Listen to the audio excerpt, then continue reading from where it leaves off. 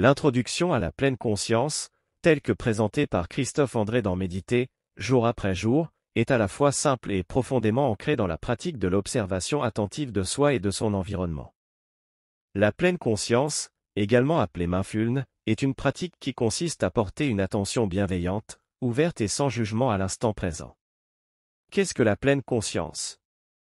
La pleine conscience est un état de conscience dans lequel nous sommes pleinement présents à ce que nous vivons ici et maintenant. Il s'agit de sortir du mode automatique qui nous pousse souvent à agir sans réfléchir, à nous perdre dans nos pensées ou dans les distractions du quotidien. En cultivant cet état d'attention, nous pouvons vivre plus intensément chaque instant, que ce soit en ressentant nos émotions, en observant nos pensées, ou en percevant les sensations de notre corps. Christophe André définit la pleine conscience comme un art de l'attention, être attentif à l'instant présent, mais aussi à ce qui se passe en soi et autour de soi. Elle consiste à accueillir les sensations, les émotions et les pensées telles qu'elles sont, sans les juger ni essayer de les modifier. Origine de la pleine conscience. Bien que la pleine conscience trouve ses racines dans la méditation bouddhiste, elle est aujourd'hui pratiquée de manière laïque, notamment dans le domaine de la santé mentale. Des recherches scientifiques ont montré qu'elle peut avoir des effets bénéfiques sur le stress, l'anxiété, la dépression, et même sur la douleur chronique. Dans l'ouvrage, Christophe André fait référence au travail de Jon Kabat-Zinn, un pionnier dans l'intégration de la pleine conscience dans la médecine moderne. Kabat-Zinn a développé le programme de réduction du stress basé sur la pleine conscience, MBSR, dans les années 1970, une méthode utilisée aujourd'hui dans de nombreux hôpitaux et centres de santé à travers le monde. Les principes fondamentaux de la pleine conscience. Dans la pratique de la pleine conscience, certains principes clés sont essentiels pour développer cet état d'attention. L'instant présent. La pleine conscience nous demande de vivre pleinement dans l'ici et maintenant, en mettant de côté nos préoccupations pour le passé et nos anticipations pour l'avenir. Christophe André insiste sur le fait que l'instant présent est le seul moment sur lequel nous avons une emprise. En nous concentrant sur ce que nous faisons ou ressentons à cet instant précis, nous pouvons réduire notre stress et améliorer notre qualité de vie. L'acceptation. En pleine conscience, il est crucial d'apprendre à accepter ce qui se passe en soi sans résistance. Qu'il s'agisse d'une pensée, d'une émotion ou d'une sensation désagréable, l'acceptation consiste à accueillir ces expériences sans les juger. Plutôt que de fuir nos difficultés ou de chercher à les éviter, nous les observons et les acceptons telles qu'elles sont. La bienveillance.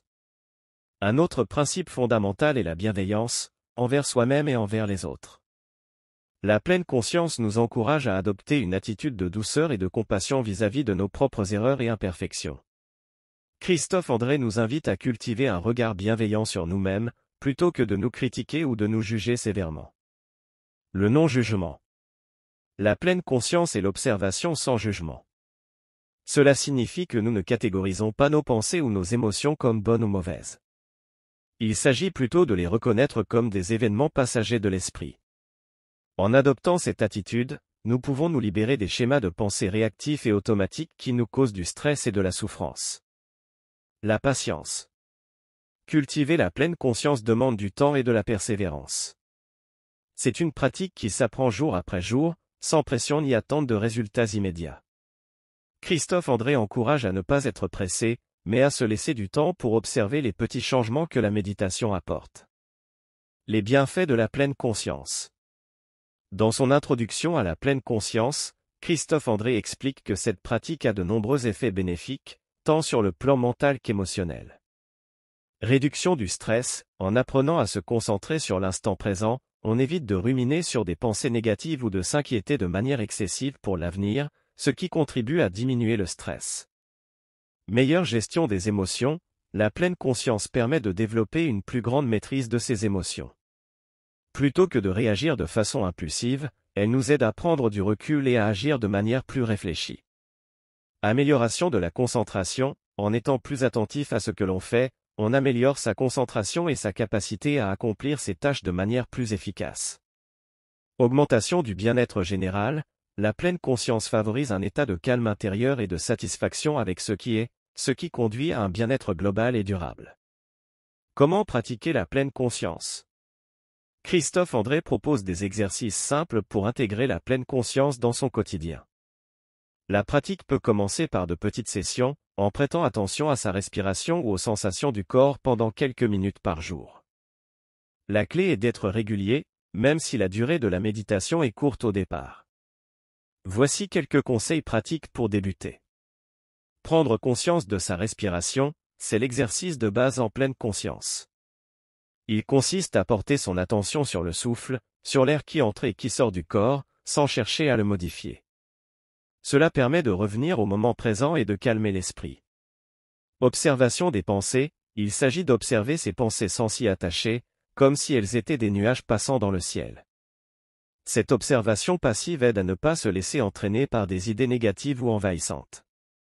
Scanner corporel, c'est une autre pratique courante en pleine conscience. Elle consiste à porter attention aux sensations présentes dans chaque partie du corps, en partant de la tête jusqu'aux pieds, afin de se reconnecter à soi-même. Moment de pleine conscience dans la vie quotidienne, Christophe André invite aussi à pratiquer la pleine conscience dans des activités simples du quotidien, comme marcher, manger ou écouter de la musique. Cela permet de rendre chaque moment plus riche et plus vivant.